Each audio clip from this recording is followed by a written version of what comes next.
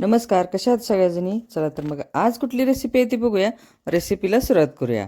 तर इथं मी रात्रभर हे हरभरे आहेत ना, तर मी रात्रभर पाण्यात भिजत ठेवलेले होते. तर आता सकाळी आपल्याला हे उकडून घ्यायचे आहेत. तर मी हरभरे स्वच्छ धुवून घेतलेले आहेत आणि हे जे 2 बटाटे आहेत ना मध्यम आकाराचे, तर त्याच्यावरची साल मी काढून घेतलेली आहे. आता हे हरभरे आणि बटाटे दोन्ही मी कुकरला लावणार आहे. तर इथं 2 प्रकारचे हरभरे आहेत. तर इथं काळे हरभरे जास्त येतात आणि पांढरे जे आहेत ना ती थोडे होते, म्हणून मी म्हटलं ते मिक्स करून लावूया.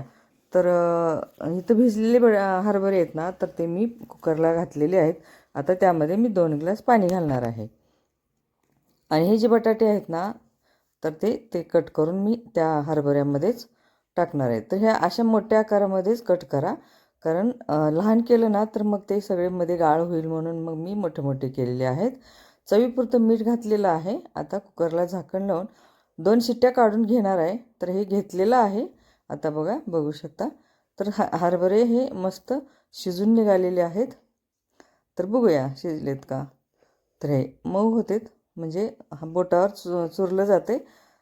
तर झालेले आहेत बटाटे पण आणि हरभरे पण. तर हे बाजूला ठेवूया. आणि आता ह्याचं जे वाटण आहे ना ते वाटणार आहे ग्रेव्हीसाठी. तर इथं मी घेतलेलं आहे कांदा, लसूण, खोबरं आणि आलं आणि कोथिंबीर, टोमॅटो. तर हे आता मिक्स करून वाटून घेणार आहे, पेस्ट करून घेतलेली आहे. तर आता इथं मी हरभरे आणि बटाटे उकडलेले एका ताटामध्ये काढलेले आहेत आणि हे वाटण वाटून घेतलेलं आहे.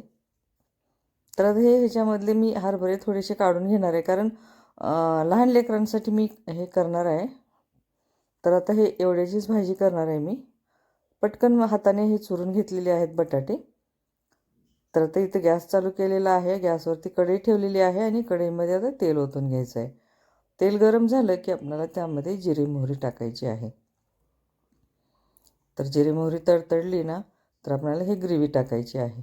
कारण ह्यामध्ये सगळंच आहे, कांदा आहे, टोमॅटो आहे, लसूण आहे, आलं आहे, सगळंच आहे. त्यामुळं मी फोडणीला काही दुसरं टाकलेलं नाही. तर मग तेलामध्ये ही ग्रेव्ही टाकून घ्यायची आणि परतून घ्यायचं. तर झालेली आहे ग्रेव्ही सगळी टाकून. आता ते काय परतून घ्यायचं आहे आणि आपल्याला हे मिक्सरच्या भांड्यामध्ये थोडंसं पाणी घालून, तेच पाणी मी वापरणार आहे ह्यामध्ये. तर हे अशा पद्धतीनं आता ह्याला शिजवून घ्यायचं. तेल निघेपर्यंत आपल्याला हे ग्रेव्ही शिजवून घ्यायची आहे. तर बघू शकता. तर आता असंच हे करायचं आहे आणि आपल्याला ह्यामध्ये मसाले घालायचे आहेत. तर मसाल्यामध्ये हळद आहे, परत लाल तिखट आहे, बारक्या चमच्याने 2 चमचे लाल तिखट. हे घरीच केलेला बनवलेला काळं मसाला म्हणजे काळं तिखट 2 चमचे. कांदा लसूण मसाला 1 चमचा. चवीपुरतं मीठ, कारण मीठ आपण अंदाजानंच घालायचं आहे, कारण ते हरभऱ्याला मी उकडताना मीठ घातलेलं आहे, त्यामुळे प्रमाण बघून घालायचं. तर इथं आता धना पावडर घातलेली 1 चमचा. तर मिक्स करून घ्यायचं आहे आता. तर आता ह्यामध्ये थोडंसं आपल्याला गरम पाणी घालायचं आहे. तर हे सगळं मिक्स करून ढवळून घेऊया. तर शिजलेली आपली ग्रेव्ही बघू शकता. तर आता ह्यामध्ये आपल्याला ते हरभरे आणि बटाटे टाकून घेऊया. तर बघू शकता मस्त होणार आहे भाजी. दाटसर झालेली आहे. तर आपल्याला लागेल तेवढं आपण पाणी घालू शकतो, जसं आपल्याला हवी आहे ना तर तसं. तर आता थोडंसं गरम पाणी घालायचं आहे आणखीन, आणि आपल्याला शिजवून घ्यायचं आहे थोडंसं. तर हे बघा, गरम पाणी आपल्याला जेवढं लागेल ना तेवढी भाजी आपल्याला बनवायची आहे. तर थोडं पाणी घातलेलं आहे मी. तर बघू शकता. तर झाकण आपल्याला उकळीपर्यंत हे शिजवून घ्यायचं आहे, कारण हरभरे बटाटे तर शिजलेलेच आहेत. झालेलं आहे आता आपलं हे. तर बघू शकता मस्त झालेली आहे भाजी. तर आता इथं आपल्याला काय करायचं आहे माहिती आहे का, की आपल्याला दाटसरपणा येण्यासाठी किंवा चवीला पण खरंच खूप छान लागते. तर हे डाळव्याचं पीठ आहे. मी 2 चमचे डाळव्याचं पीठ घेतलेलं आहे. पाण्यामध्ये कालवायचं आणि त्याच्यामध्ये सोडून द्यायचं.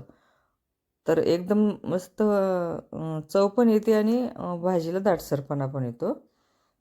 तर बघा, बघू शकता आता हे झालेलं आहे. मिक्स करून घ्यायचं आहे आपल्याला. उकळी येईपर्यंत आणखीन आपल्याला हे ठेवून घ्यायचं आहे, कारण शिजायला पाहिजे ते पीठ घातलेलं. तर आता बघा, उकळी येईपर्यंत ठेवायचं आहे. झालेली आहे आता आपली भाजीला उकळी आलेली आहे. तर बघा, ढवळून बघूया. भाजी मस्त झालेली आहे. तर भाजीला काय नसेल ना, तर हे अशा पद्धतीचं आपण करू शकतो. तर थोडी वरतून कोथिंबीर टाकलेली आहे. गॅस बंद करायचा. झालेली आहे आपली भाजी हरभऱ्याची.